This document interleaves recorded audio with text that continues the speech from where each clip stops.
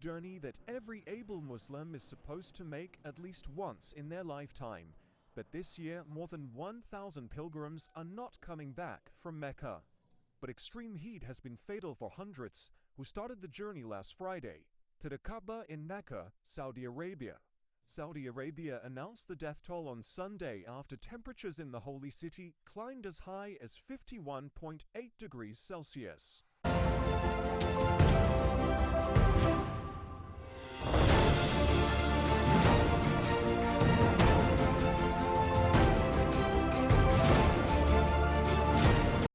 In response, the Saudi Arabian government alleged more than half who died were unregistered pilgrims who joined Hajj through irregular channels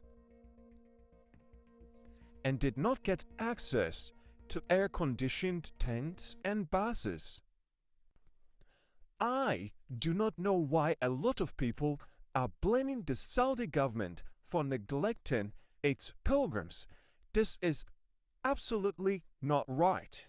Whether you think the Saudi government neglected those pilgrims or not, causing their death, this is what this Australian scholar had to say about this. Listen. A lot of us have been preparing very much so for what we anticipated as being high heat temperatures. Coming from Australia, it's a little bit easier, I guess, in some of the places that we endure at times vast swings in temperature. But there are people who are coming in from countries where they have never experienced temperatures above 40 degrees.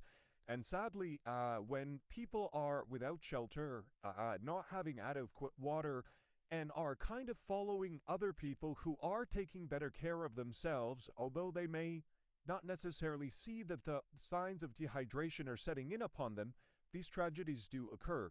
Now consider that there are over 2 million people who have gathered together in a very small space, and we're speaking about a micro fraction of a number of people that is really unavoidable in any circumstance. The Hajj this year has been a great success, and the authorities have been very giving. Free water every few steps, umbrellas that are provided for all pilgrims, there's shelter, there's millions of trees that have been planted over the last decade to provide some source of shade for those who are on the road. There's a phenomenal investment in making the Hajj clean, safe, and accessible to many. So there's a lot of goodwill that is extended, but of course there are things that we can do to improve the experience of the Hajj for each and every one of the pilgrims. Hajj is one of the 5 pillars of Islam.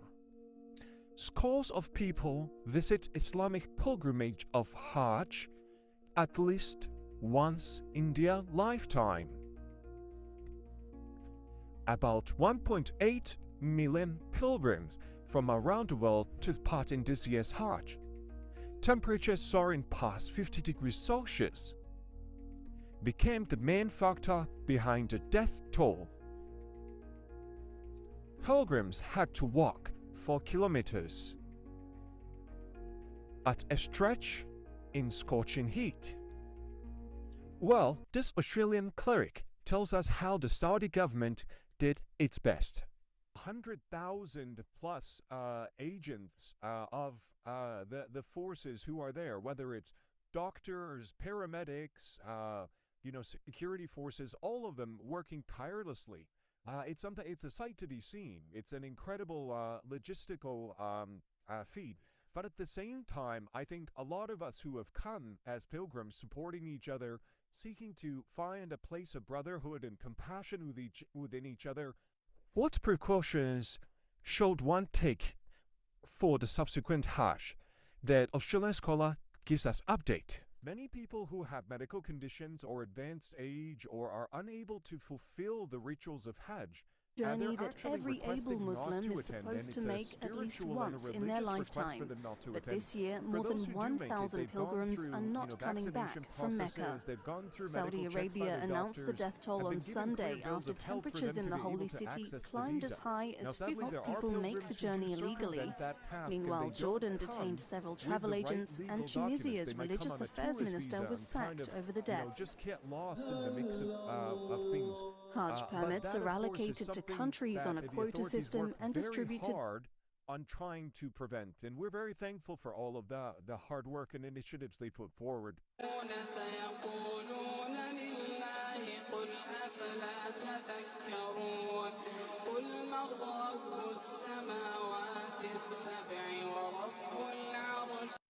Now listen to the good news for those of you who want to perform Hajj next year. The Hajj is now moving towards winter. It will occur in the peak of the summer in Saudi Arabia by the 2040s.